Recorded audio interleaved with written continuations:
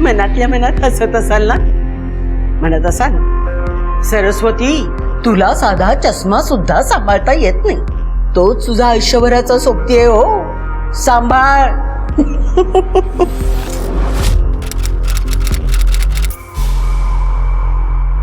थांबा, मुलांनाच सांगते तुटलाय चष्मा. अरे सुरेश, ए सुरेश, अरे काय? अरे ऑफिसला निघाले, जाता जाता माझा एवढा चष्मा तुटलाय तेवढं कर ना. अगं नाही आई, प्लीज प्लीज, मी आता घाईत आहे, आपण त्याच्यावर नंतर अरे बोलू. पण माझा चष्मा. शालिनी गेलो का मी? शालिनी, शालिनी, अगं शालिनी, हे बघ, अगं माझा चष्मा तुटलाय, अगं रिपेअर करून आणायचंय. कशी वाचणार मी? मला आई अहो आज रखमा आली नाहीये तर घरातली सगळी कामं माझ्या अंगावर पडली आहेत. मला कामं आटपून ऑफिसला पण जायचंय. तुम्ही भाऊजींना सांगा ना, सांगा सांगा सांगा. मी ना जरा मार्केटला जाऊन पल्लवी, पल्लवी, पल्लवी, एक मिनिट थांब बघू. अगं तू मार्केटला चाललीस ना, हे बघ माझा चष्मा तुटलाय, जरा तिकडे जातेस तर करून आण ना. अहो पण मी त्या बाजूला नाही जाते, उद्या परवा करू ना, तसं काही अडणार नाहीये नाही झालं तर. हा अगं पण कोणाला सांगू? राजेश, अरे राजेश, हे बघ जरा माझं काम करतोस का राजा? हे बघ, अरे माझा चष्मा तुटलाय, जरा रिपेअर करून आण ना. बघ ना कसं वाचू मी? ऐक ना, मला एक महत्वाचा कॉल आहे, आपण नंतर आणूयात ना करून, ते काय कधी करता येईल, काय अवघड आहे. थांब, मला फोन आहे. हॅलो, कुणाला माझ्यासाठी वेळ नाही. थांबा, दाखवते तुम्हाला. हा, पैसे लागले की बरोबर आईची आठवण येते, पैशासाठी फक्त आई.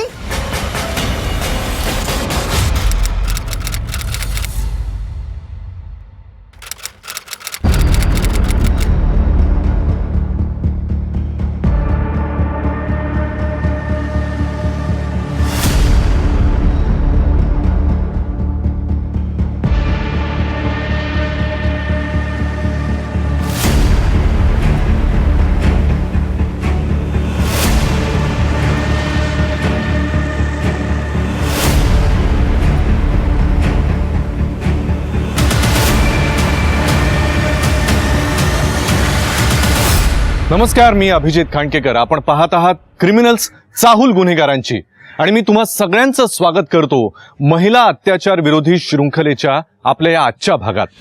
आपण या आजच्या भागामध्ये एका अशा गुन्ह्याचे साक्षीदार होणार आहोत ज्यानं फक्त नात्यांनाच नाही तर मानवतेलाही काळीमा फासला. असं म्हणतात जसजसं वय वाढायला लागतं तसतसं माणूस लहान व्हायला लागतो. म्हातारा माणूस हे जणू काही लहान मुलासारखंच असतं आणि या लहान मुलाला आपण समजून घ्यायला हवं. पण याची दुसरी बाजू अशीही आहे की या म्हाताऱ्या माणसांनी सुद्धा तरुणाईला समजून घ्यायला हवं, त्यांची मतं विचारात घ्यायला हवीत. अन्यथा कुठलंही एक पारडं जड झालं तर तीच ठरू शकते गुन्ह्याची चाहूल. सरस्वती इनामदार यांच्या आयुष्यातही अशीच परिस्थिती होती. मुलांनी दुर्लक्ष केल्याचा राग आणि एकटं पडल्याची भीती त्यांना खात होती. हळूहळू ही घरातली भांडणं आणि वाद थेट पोलीस स्टेशन पर्यंत जाऊन पोहोचले. कोणी आहे का? माझी सून मला मारते, मला मारून टाका. अहो आई शांत व्हा, काय झालं? तुम्ही शांत व्हा पहिले, काय झालं तुम्ही सांगा मला. या इकडे, या इकडे, या या, शांत व्हा, शांत व्हा. मला मारून टाकेल ती. तुम्ही बसा, घाबरू नका. सर, डॉक्टर म्हणालेत नथिंग टू बी वरीड. काय झालं मॅडम, तुम्हाला लागलं कसं? साहेब, मी सरस्वती इनामदार, नाडकर्णी चौकात बंगला नंबर 4 मध्ये राहते. माझी धाकटी सून पल्लवी, तिने मला जीवे मारण्याचा प्रयत्न केला. आई पोहे घ्या. मला पोहे नकोत, नुसता चहा ठेवून जा. तुमचा प्रॉब्लेम काय आहे? हा, जे मिळतं ते गप खाता येत नाही तुम्हाला? तुमचे सगळं ऐकून घेतात ना, म्हणून आवाज वाढतोय तुमचा. कोणीतरी गप्प करायला पाहिजे तुम्हाला. आवाज चढवू नकोस, निघून जा माझ्या खोलीतून. मॅडम, आपण तुमच्या घरी जाऊया, चला.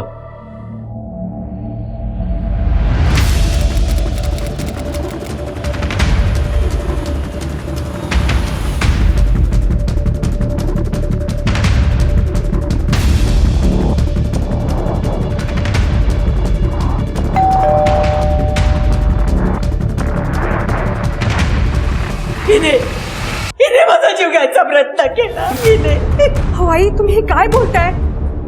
सर मी काही नाही केलं. एक मिनिट सर, काय काय नेमकं घडलंय काय?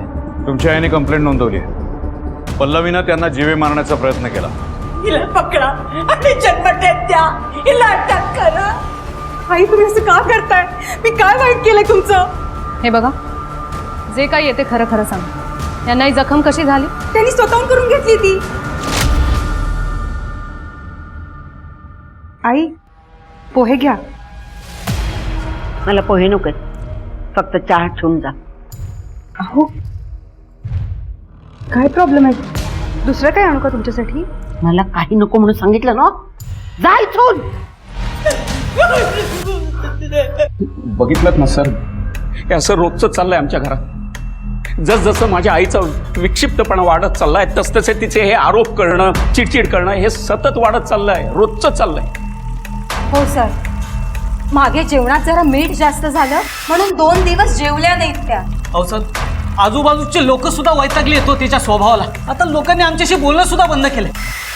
पल्लवीचं आईवर खूप प्रेम आहे हो, आणि ती असं काहीही करणार नाही. तुम्ही नका लक्ष देऊ. तुमचा जबाब खरा मानून चौकशी नाही थांबणार. तुमच्या आईनं रीतसर कंप्लेंट नोंदवली, त्यामुळे आता कारवाई तर होणारच.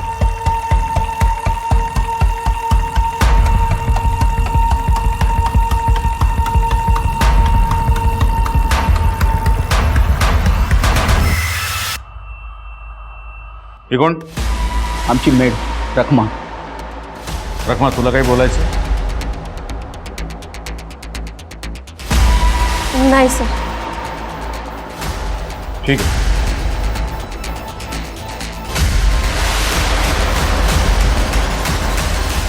बघितलं श्वेता, घटना एकच आहे, पण दोघांची मतं वेगवेगळी. नक्की घडलंय काय, खरं कोण बोलतोय तेच कळत नाही. सर मला तरी वाटतं या सरस्वती इनामदार खोटं बोलतात. तसंही वय वाढलं की चिडचिड आणि विक्षिप्तपणा वाढतोच. नाही पण श्वेता, म्हणून कुणी आपल्या सुनेवर जीवे मारण्याचा आरोप नाही करणार ना. एक काम करा, आजूबाजूला जरा चौकशी करा या फॅमिलीबद्दल. हा, आणि त्यांची ती मूलकरीण कोण? सर रखमा. रखमा. त्या रखमाला नक्कीच काहीतरी माहीत असतं. तिची तर कसून चौकशी करा. Yes sir.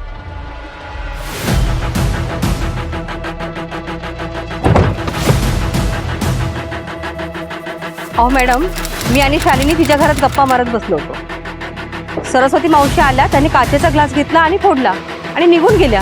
अहो नेहमीच आहे त्यांचं. सरस्वती काकू कुठल्या ना कुठल्या कारणावरनं भांडतच असतात.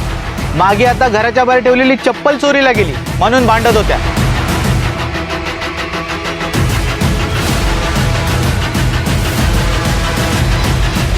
मॅडम, माझं नाव ध्रुव नाडकर्णी. मी इनामदारांच्या बाजूला राहतो. मी म्युझिक डायरेक्टर आणि म्युझिक टीचर पण. माझ्या घरात म्युझिकचा आवाज असतो, पण इतका नाही की बाजूच्यांना त्रास होईल. माझ्या बाजूला कामत राहतात मॅडम, तुम्ही त्यांना विचारा, त्यांना कधी त्रास नाही झाला. पण सरस्वती काकूंना काय माहीत, नेहमी राग यायचा. तर आज आपण शिकणार आहोत गिटारला किती स्ट्रिंग्स असतात. टोटल 6 स्ट्रिंग्स असतात गिटारला. त्यातल्या पहिल्या स्ट्रिंग्सला बोलतात ई, जी दुसरी आहे तिला बोलतात बी, जी ही तिसरी स्ट्रिंग आहे तिला बोलतात जी. काय किती किती घुंगट झालंय हा? काय झालं काकू? काय झालं? या म्युझिक क्लासच्या नावाखाली तुझे काय चाळे चालतात ना, हे मला चांगलं ठाऊक आहे. हे सगळे चाळे तुझे बंद कर, नाहीतर माझ्यासारखी दुसरी वाईट बाई नाही, समजलास?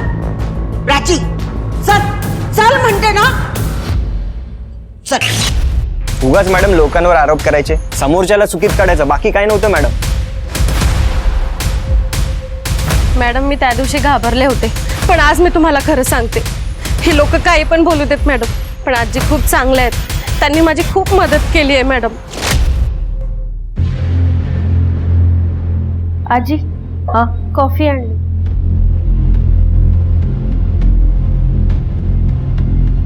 काय ग रखमा, काय झालं? अशी उदास काय आहेस? आजी गावाला जायचं होतं आणि शालिनी ताईंकडे पैसे मागितले तर ते नाही म्हटल्या.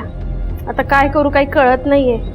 काळजी करू नकोस, माझी पर्स आहे ना, घेऊन ये बघू.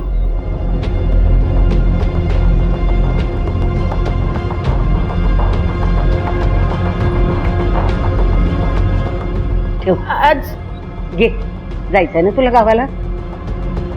काळजी करू नकोस, मी सांभाळून घेईन इथलं. जाते. त्याच लोकांनी आजींना त्रास दिला असेल मॅडम. तुम्ही काही संशयास्पद बघितलं का? नाही मॅडम, मी फक्त 2 तास तिथे कामाला जाते आणि बाकी 22 तास तिथे काय होते हे मला कसं माहीत असेल मॅडम.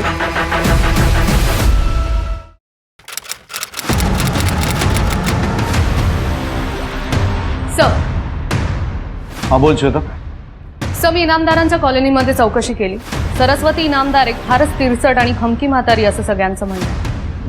आणि पल्लवी इनामदारबद्दल सगळेच चांगलं बोलतात. ती असं काय करेल असं कोणालाच वाटत नाही. आणि सर त्यांची ती कामवाली रखमा फक्त तीच सरस्वती इनामदारच्या बाजूने बोलते.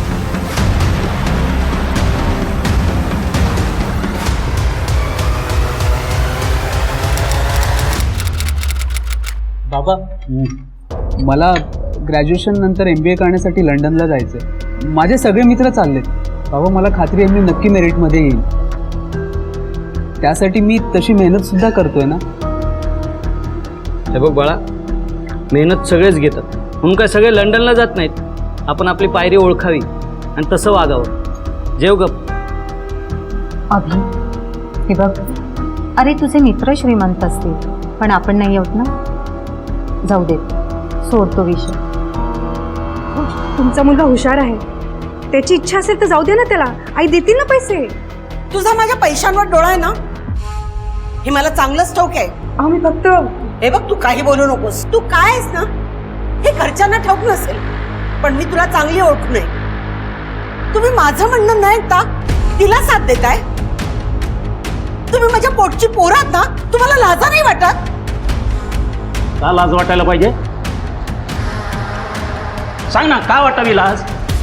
आमच्या विरुद्ध पोलिसात जाऊन खोटी तक्रार करताना घराण्याची लाज नाही गेली तेव्हा नाही आठवलं हे सगळं? आणि मला सांग, कोणासाठी मागतोय ग? तुझ्या लाडक्या नातवासाठी ना, आमच्यासाठी नाही मागत आहे. अभिषेकच्या खांद्यावर बंदूक ठेवून गोळी मारू नका, समजलं? चांगली ओळखते मी तुम्हाला. अभिषेक, अरे इथे मुलं शिक्षण घेत नाहीत का? त्यांना चांगल्या नोकऱ्या मिळत नाहीत का? बाहेर जाऊन शिक्षण घ्यायची काय गरज आहे? हे बघ, तू खूप अभ्यास कर, मेरिट मध्ये ये. मी तुला खूप मोठी गाडी घेऊन देईन. नकोय मला गाडी. सगळेच्या सगळ्यांना स्वार्थी आहेत या घरात. अभि, अभि, दादा, अभि आहे. अभि,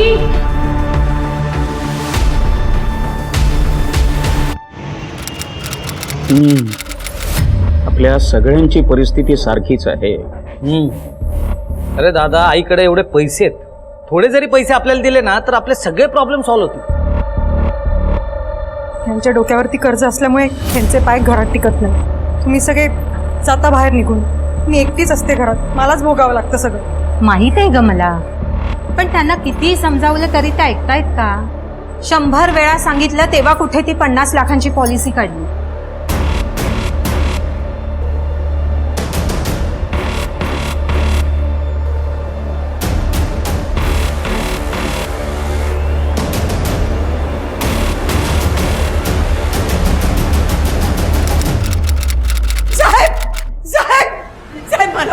काय झालं मॅडम?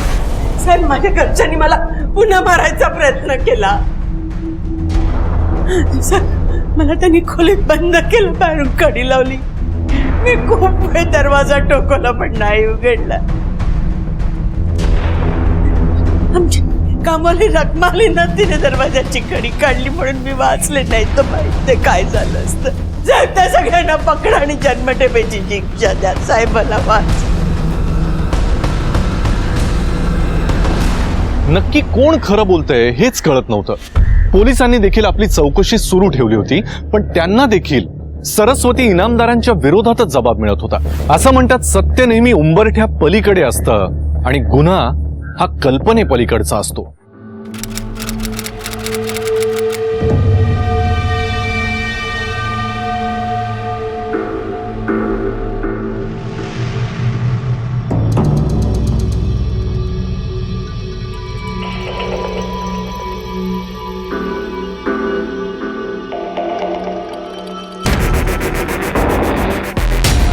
सर, ह्या तर सरस्वती इनामदार आहे.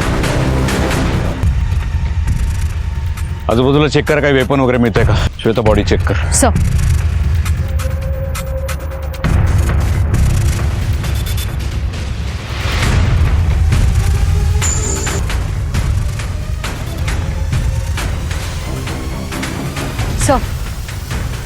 चाकूने वार केले गेले. पण सर, गळ्यातले आणि कानातले सोन्याचे दागिने तसेच आहेत. म्हणजे चोरीच्या उद्देशाने हे केलं नसावं. बॉडी पोस्टमॉर्टमला पाठवून द्या. येस.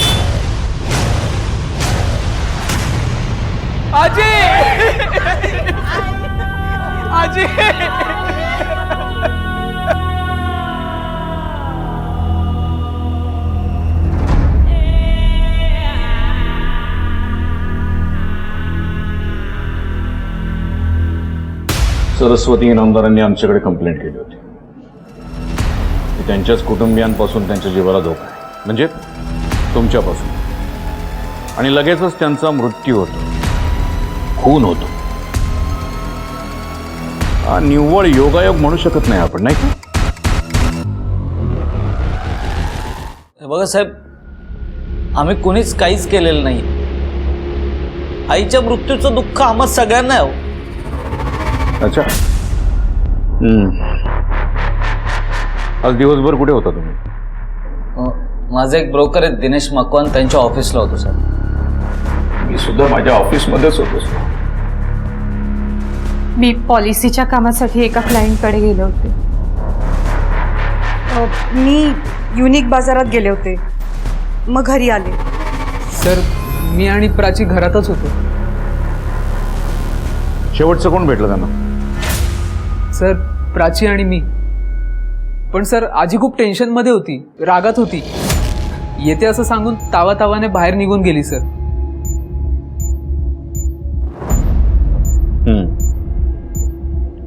ठीक आहे, तुम्ही जाऊ शकता आता.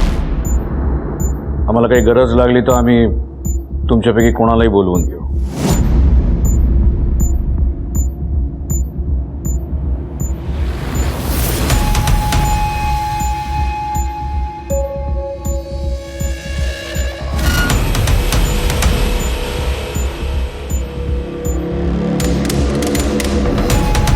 या सगळ्यांनी त्यांची लोकेशन सांगितली, ती त्यांच्या कॉल लोकेशन्सला मॅच होतात का चेक कर. मला प्रत्येक मेंबरचे कॉल डिटेल्स हवेत. येस.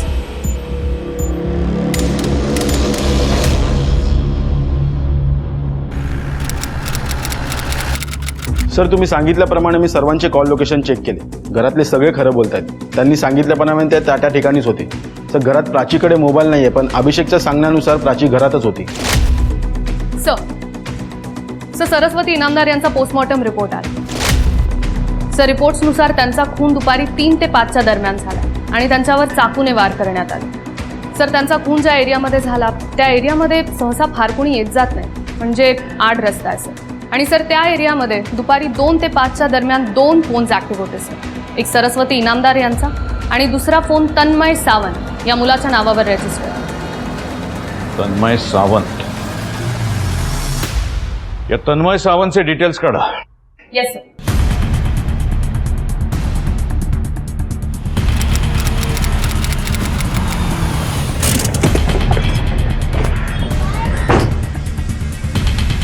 मॅडम, तुम्ही सांगताय तो नंबर माझा नाही आहे. माझा नंबर दुसरा आहे आणि हा आहे तो फोन.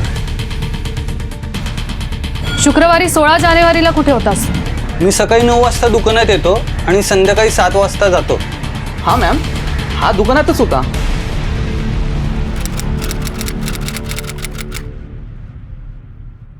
हे सरस्वती इनामदारांचे वकील मंदार बरे. बसा. बोला. सरस्वती इनामदार त्यांच्या कुटुंबाला घेऊन फार चिंतित होत्या. प्रॉपर्टीवरनं घरात खूप मोठा वाद चालू होता. परिस्थिती वाईट होत चाललेली. त्या दिवशी तर खूप मोठी भांडणं झाली. मी सुद्धा तिथेच होतो.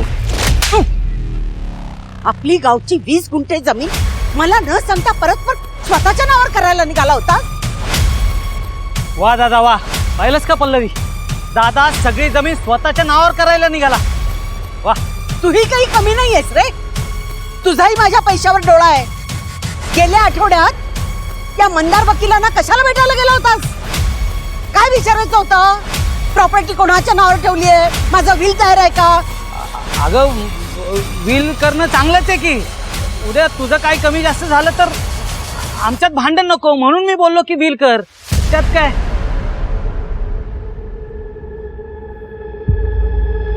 माझी जमीन आणि माझा पैसा याच्यावर नजर ठेवू नका. हे बघ आई, त्या जमिनीवर आणि पैशावर माझा पण हक्क आहे. मी मेल्यानंतर कुणाच्या वाट्याला काय येईल आणि काय नाही हे तुम्हाला वकील सांगेल. तोपर्यंत गपगुमान राहा. सर, पैशासाठी ते काही करू शकतात. सरस्वती इनामदारांनी 50 लाखाची पॉलिसी काढली होती. त्याचे हे कागदपत्र. आणखीन काय? हां सर, 15 तारखेला सरस्वती इनामदार हे आपल्या गावच्या घराच्या दुरुस्तीसाठी 5 लाख रुपये बँकेतनं काढले होते. त्या स्वतः पैसे घेऊन जाणार होत्या.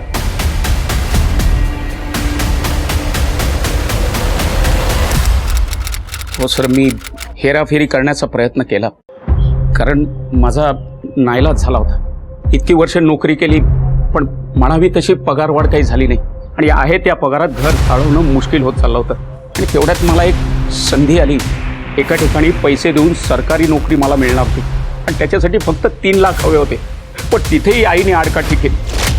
आई, शेवटचे पैसे मागतोय मी तुझ्याकडे. फक्त 3 लाख हवे. मी हळूहळू तुला परत करेन. केलेस हो केलेस. गेल्या वेळेला हिच्या दाताच्या ऑपरेशनसाठी 20,000 घेतलेस, ते अजून परत नाही केलेस आणि 3 लाख परत करायच्या गोष्टी करतोयस. आई अहो ऐकून तरी घ्या. सरकारी नोकरी आणि ती पण फक्त 3 लाख रुपये देऊन. शिकलेली आहेस ना ग तू? असे पैसे देऊन नोकऱ्या मिळत नसतात. हे लोक तुम्हाला फसवतात आणि तुमच्यासारखे गरजू फसतात. कशावरून मनात राग ठेवून म्हणा किंवा पैशांसाठी म्हणा, तुम्हीच तुमच्या आईचा खून केला नसेल? नाही नाही इन्स्पेक्टर साहेब, अहो मी खून केला नाहीये. माझ्यात एवढी हिंमत सुद्धा नाहीये आणि माझा स्वभाव या राजेसारखा चिडका पण नाहीये. म्हणजे एकदा याने आईचा गळा दाबण्याचा प्रयत्न केला होता. हे आई, दादाच्या मुलाला पैसे द्यायला तुझ्याकडे पैसे आहेत, पण मला द्यायला पैसे नाहीत. हा, नाही आहेत ना, पण तुला मी किती वेळा सांगितलं तो शेअर मार्केटचा धंदा सोड आणि काहीतरी जॉब कर. त्या फोपाट्यात आजपर्यंत किती पैसा घालवलास. मला तुझ्याकडे द्यायला पैसे नाहीयेत, समजलास? नाहीये तुला मला पैसे द्यायला. नाही. ए दादा, हे बघ, उगाच माझ्यावर खसरू नकोस. आईच्या पैशावर तुझाच डोळा होता. आणि व्हील बनवायला आईच्या मागे कोण लागलं तर तूच लागला होतास ना. आमचा तुमच्यावर विश्वास नाही. आमचा पण नाहीये. तुमच्यासारखे नाही आहोत आम्ही आतल्या गाठीचे. हे बघ दादा, वहिनीला तोंड आवरायला सांग. एक मिनिट. इथे आम्ही तुमची चौकशी करायला आलोय, तुम्हीच एकमेकांची चौकशी करत नका बसू. श्वेता, यांच्या अख्ख्या घराची झडती घ्या आणि विशेष करून यांच्या रूमची. ते 5 लाख रुपये कुठे गेलेत बघायचे आपल्याला. Yes sir.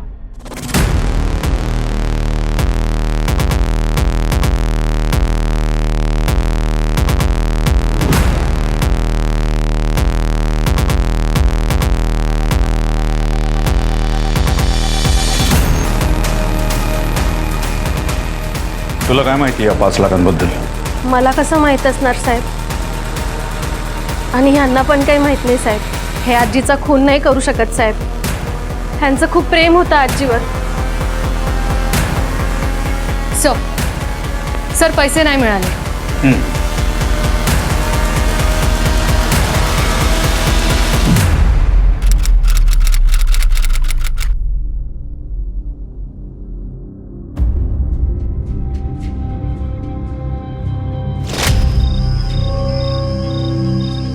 काय झालं माझ्या राणीचं? बघ ना आजी, मैत्रिणीसोबत बाहेर पार्टीला जायचं तर कुणीच पैसे देत नाही. माझ्या सर्व मैत्रिणी पार्टीला चालल्यात, मलाच कुणी पैसे देत नाही. माझ्याकडे फोन सुद्धा नाहीयेत. तुला पार्टीला जायचंय ना, मी देते तुला पैसे.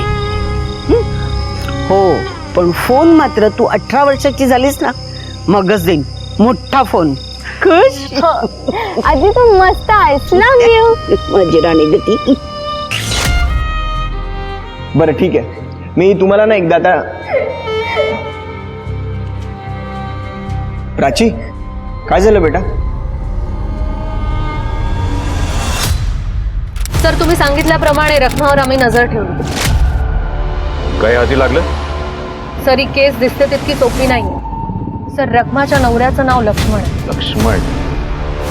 श्वेता, सरस्वती इनामदारांची बॉडी पहिल्यांदा ज्यांनी बघितली होती त्याचंही नाव लक्ष्मणच होतं ना? हो सर. या रखमाच्या नवऱ्याला उचला. येस. बोल चल बोल खरं बोल. साहेब अहो मी जर मारलं असतं तर मीच कशाला तुम्हाला फोन करून बोलवलं असतं साहेब. हे बघ, अजून वेळ गेलेली नाहीये. खरं सांग, तू आणि तुझ्या बायकोने मिळून सरस्वती इनामदार यांचा खून केलाय की नाही पैशांसाठी? बोल. कसले पैसे आम्हाला खरंच माहिती नाही साहेब. मॅडम खरंच रखमा बोल. ओ मॅडम, आम्ही खरंच सांगतोय मॅडम, आम्ही काहीच केलेलं नाहीये. अहो त्या दिवशी तर हा दारू पिऊन पडला होता. हो मॅडम, दारूच्या गुत्त्यावर पडलेला असतो हा माणूस. आम्ही कशासाठी मारू हो त्यांना? पैशांसाठी. सरस्वती इनामदारांकडे किती पैसे असतात, पैसे कधी येतात कधी जातात, हे सगळं त्यांच्या घरच्यांनंतर तुलाच माहिती असणार ना. आणि तू तुझ्या नवऱ्याला सांगत असणार. त्या दिवशी सुद्धा घरात 5 लाख रुपये होते, तुला माहित होतं. हो साहेब, मी शपथ घेऊन सांगते हो साहेब, आम्हाला काहीच माहिती नाही हो साहेब. ए खरं बोल. हो साहेब, मी खरंच बोलते हो साहेब. आमच्याकडे जर 5 लाख असते तर आम्ही पळून नसतो गेलो साहेब. मग आधी त्या इनामदारांच्या विरोधात बोलली होतीस, नंतर साक्ष का फिरवलीस? हो साहेब, मी जर फिरले नसते साहेब तर मला कामावर काढून टाकलं असतं हो साहेब. मला दुसरं काम मिळालं नसतं हो साहेब. त्या आजी मला खूप मदत करत होत्या हो साहेब. आम्ही त्यांचा खून नाही केला हो साहेब. जोपर्यंत चौकशी पूर्ण होत नाही तोपर्यंत यांना कस्टडीतच ठेवा आणि यांच्या घराची झडती घ्या. हो साहेब, हो साहेब. Something is missing Shweta. एक काम करा, ही रखमा ज्यांच्या घरी काम करते त्यांच्या सगळ्यांच्या घरी चौकशी करा. ही नक्की आहे कशी, हिच्यावर कोणी चोरीचा आळ घेतलाय का, कधी कुणी हिच्या विरोधात चोरीची कंप्लेंट केली आहे का, सगळं चेक करा. Yes sir. इनामदार कुटुंबाचे सगळे बँक स्टेटमेंट्स मी चेक केले, सगळं क्लीन आहे. पण एक गोष्ट खटकते. बोल. सर, पल्लवी इनामदारने एकाच महिन्यात एका नंबरवर एकदा 30,000 आणि एकदा 40,000 पाठवले. सर, त्या नंबरवर तिने बरेच कॉल सुद्धा केले. सर, 16 तारखेला पल्लवी इनामदार ही युनिक मार्केटमध्ये गेली होती, तेव्हा सुद्धा हाच नंबर ऍक्टिव्ह होता आणि तो थोड्या वेळाने बंद झाला. आणि ज्या दिवशी आपल्याला सरस्वती इनामदार यांची बॉडी सापडली त्या दिवशी 6 वाजता तो लगेच ऑन झाला. हे त्यांचे चॅट बॅकअप्स. सर, गेले 6 महिने त्यांच्यामध्ये प्रेम प्रकरण सुरू.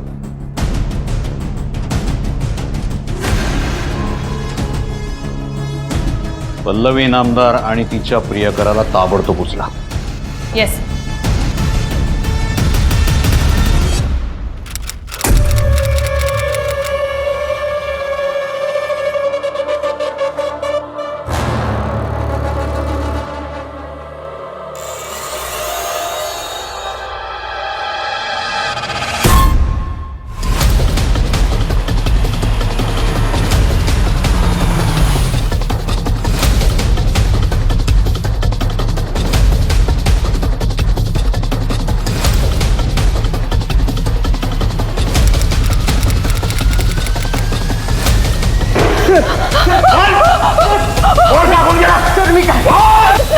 थांबा, मी सांगते.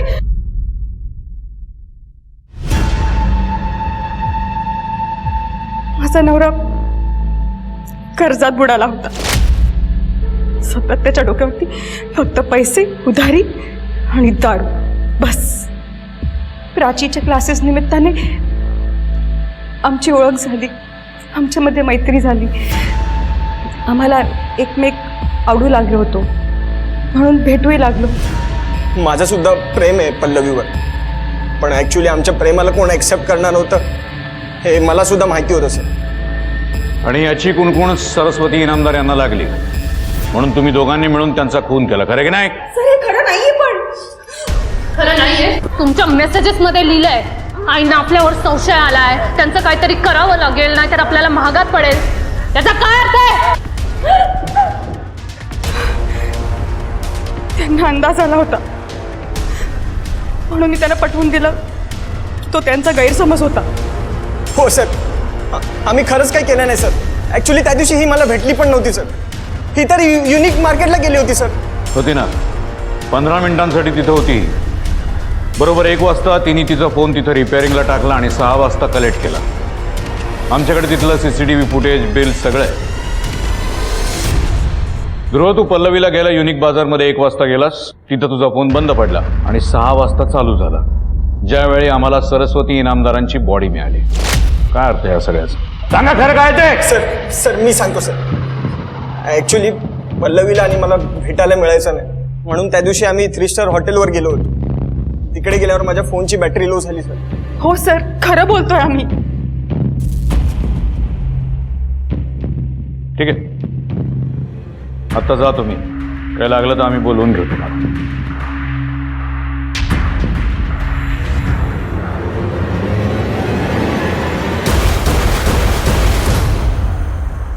या दोघांवर नजर ठेवा. इनफॅक्ट घरातल्या सगळ्यांवर नजर ठेवा. शेवटी आपल्याला वाटते तेवढी केस सोपी नाही आहे, कॉम्प्लिकेटेड आहे. अजून आपल्याला मर्डर वेपन पण नाही मिळालेलं. एक काम करा, मर्डर स्पॉटवर पुन्हा एकदा चेक करा. येस.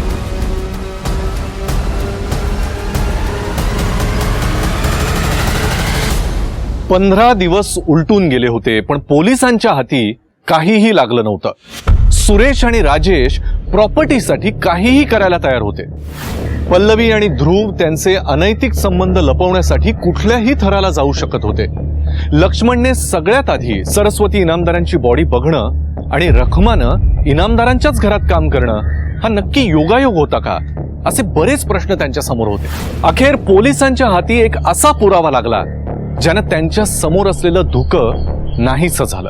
क्राईम स्पॉटवर ऍक्टिव्ह असलेला फोन ऑन झालाय. त्याचं लोकेशन लोकमान्य नगरच्या अलीकडच्या रस्त्यावर दाखवतं. इमिजिएट ट्रेस करा आणि त्या व्यक्तीला घेऊन या. निघा, ताबडतोब निघा. येस. बघाडे.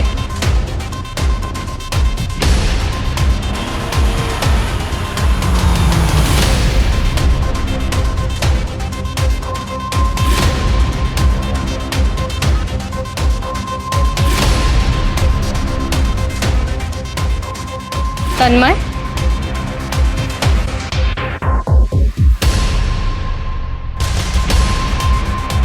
प्राची, मॅडम काय नाही केलं मी काय नाही केलं सांगतो. खरं सांगतो, मी काय नाही केलं. दुखतंय, दुखतंय मॅडम. मी काय काही नाही केलंय सर, त्याला सोडून द्या. हे बघ प्राची, खून झाला तेव्हा घटनास्थळी याचा फोन ऍक्टिव्हेट होता. याने आम्हाला खोटं सांगितलं तो नंबर याचा नाहीये म्हणून. सगळे पुरावे याच्या विरोधात आहेत. सर तो फोन माझा होता. काय? हो सर, आम्ही एकमेकांवर प्रेम करतो म्हणून त्याने फोन दिला होता, जो मी घरात लपून वापरायचे आणि गरज पडल्यास ऑन करायचे. आजी गेल्यापासून घरात खूप लोक होती म्हणून मी कधी ऑनच नाही केलं. तू आणि यांनी तुझ्या आजीला मारलंय पैशांसाठी? नाही, आम्ही काही केलं नाही सर. मी नाही मारलं आजीला. हो हो सर, मान्य आहे मी तिकडे होते, पण आम्ही काही केलं नाहीये सर. म्हणजे मग तुला माहिती आहे खून कोणी केलाय ते?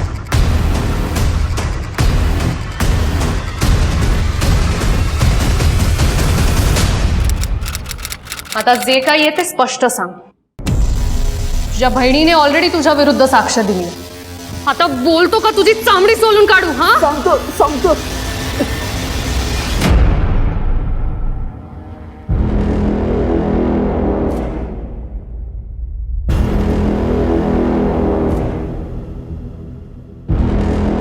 काय करतोयस? हेच संस्कार आहेत माझे.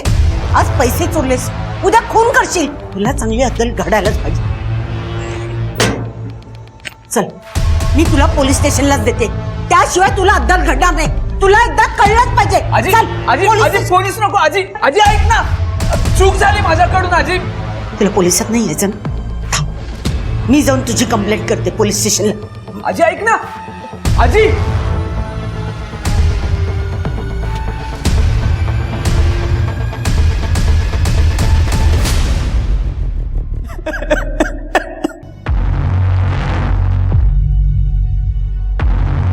घेऊन झालं.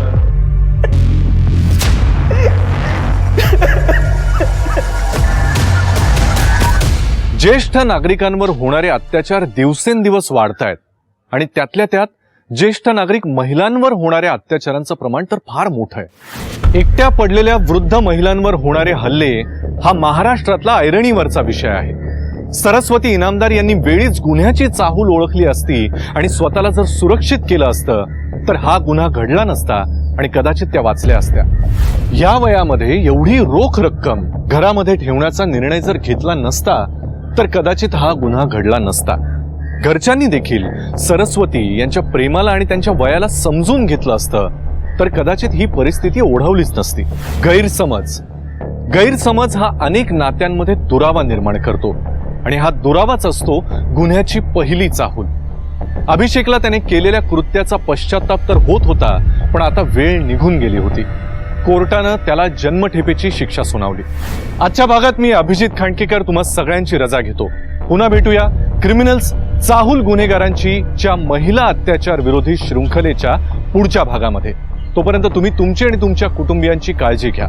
धोका अजूनही टळलेला नाहीये, त्यामुळे घराबाहेर पडताना मास्क आणि सॅनिटायझरचा वापर नक्की करा. पुन्हा भेटूया.